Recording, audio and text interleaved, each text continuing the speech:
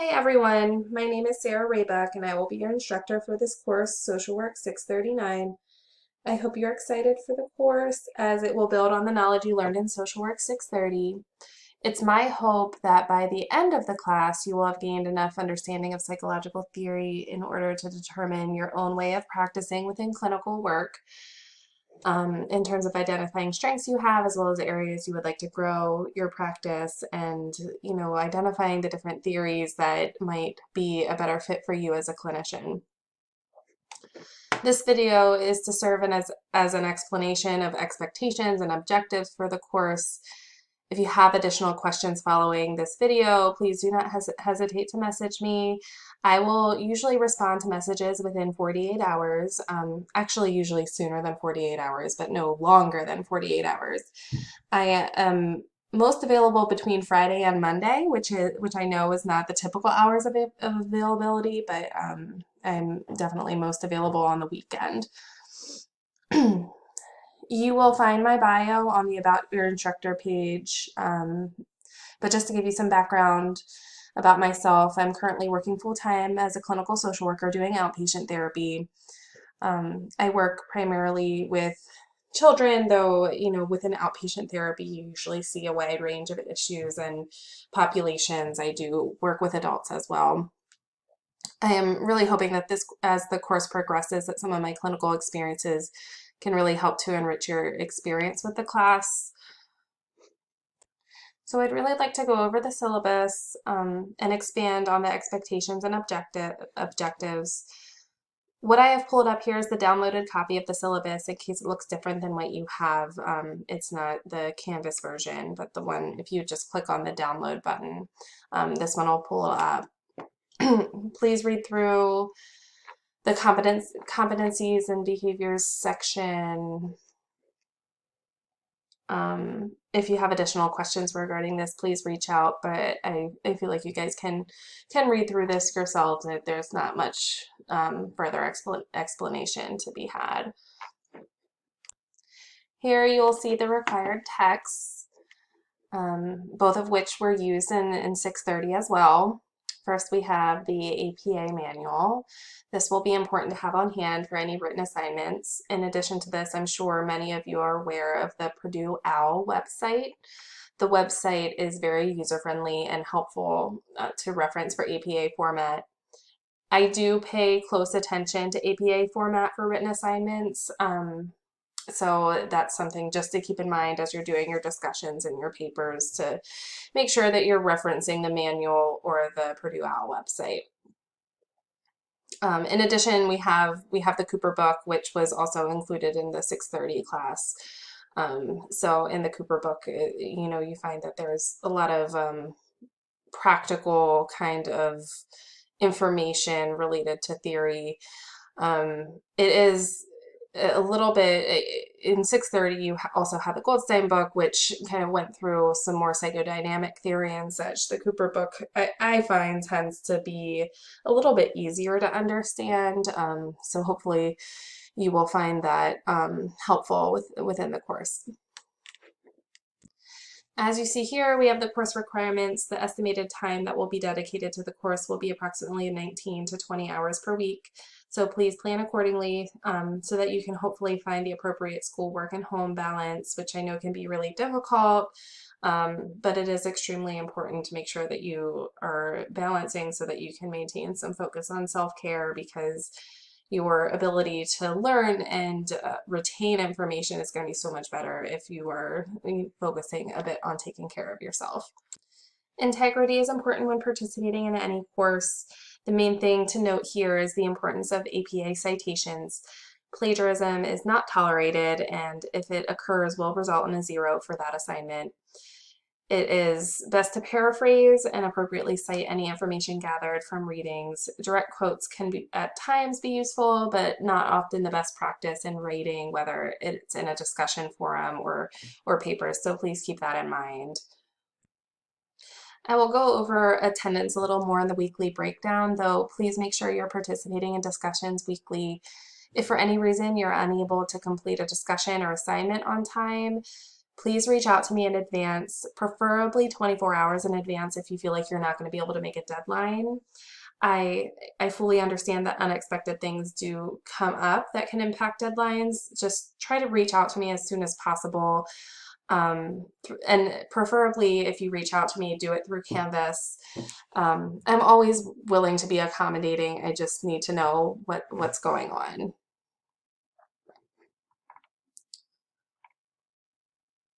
So definitely take some time to read through the policies on revisions and incompletes. The biggest thing to note here is that if you end up with lower than a B on your paper, reach out to me as I may be willing to offer a revision. The point of this program is to ensure that you're learning and understanding the content. If a revision can help you do this, then I'm happy to grant it. I just want to make sure that you are fully understanding the content, and I'm always willing to have a Zoom meeting if you're struggling to understand what the requirements are for the papers or struggling to understand the content.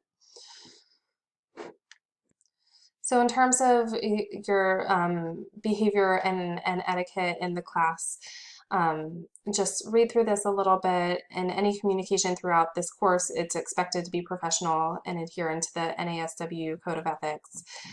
Here you can see a guideline for interactions through discussion forums, as well as any email messaging related to the course, whether it be between you and myself or between students.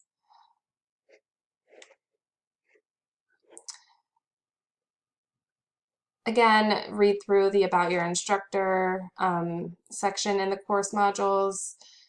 Here you'll find my background information and contact information. Messaging through Canvas is best, though you will find my email and phone number there if needed as well. Again, I'll respond within 48 hours to any message, though the best times to reach me are between Friday and Monday, so essentially the weekends. Please note that if there are any technical issues that may arise, please contact the Personal Support Center, as they will for sure be more helpful than me regarding those issues. In terms of learning accommodations, if you have any need for learning accommodations, please contact Student Support Services. Again, I'm more than happy to follow any accommodations that might be needed, but it's a requirement that this be established through the Student Support Services office. So please reach out sooner rather than later if this is a need that you have. So here you'll see the breakdown of grading for the course. You'll see that class participation is a large portion of the course, so please make sure to focus on the discussions. Especially when thinking about clinical practice, class discussion is where you'll learn the most. You may find that there are a variety of different perspectives on any given topic.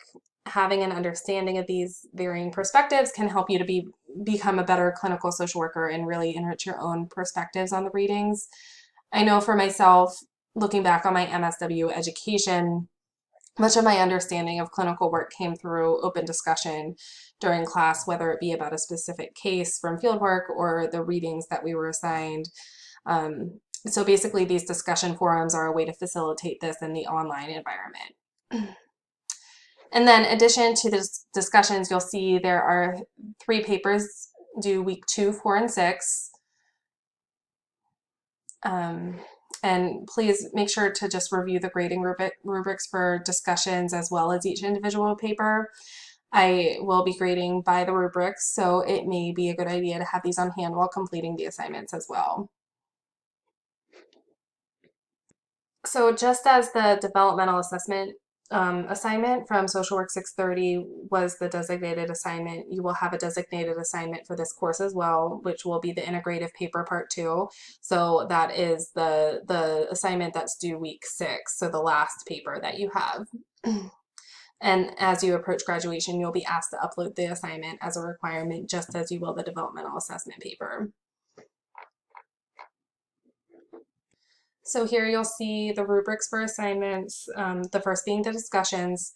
What I'm looking for you from the discussions is really an expression of understanding as well as an expansion on that understanding, whether it be providing a relation to clinical experience or reference from readings, and also making sure that you're hitting each point of each requirement for the discussion.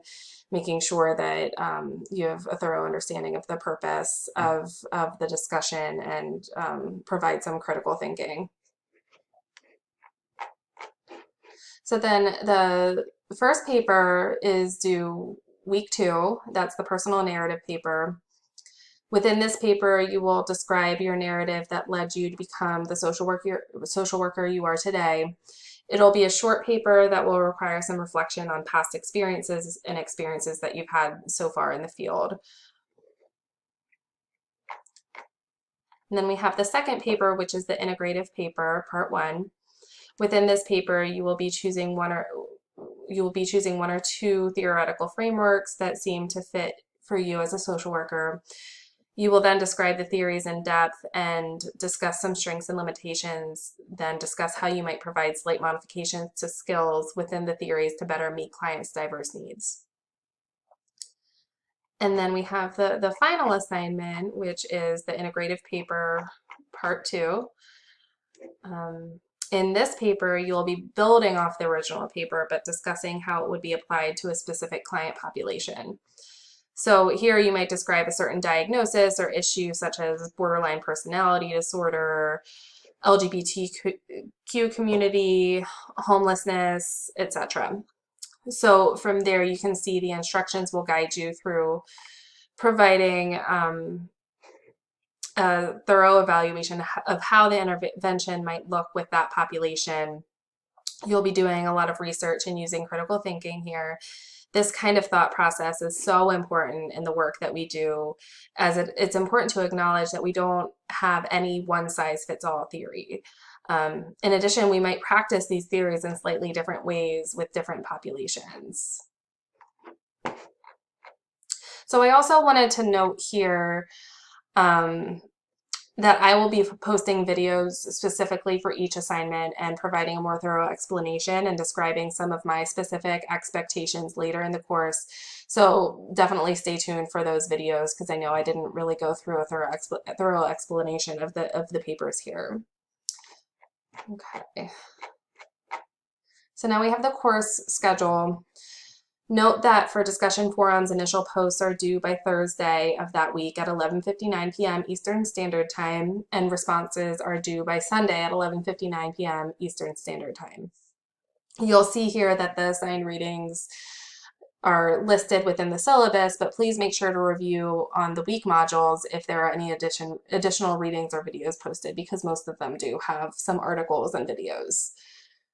In addition, I will be posting a weekly video just so that I can give you an overview of my expectations, my thoughts on the readings, or what I would like you to get out of the readings.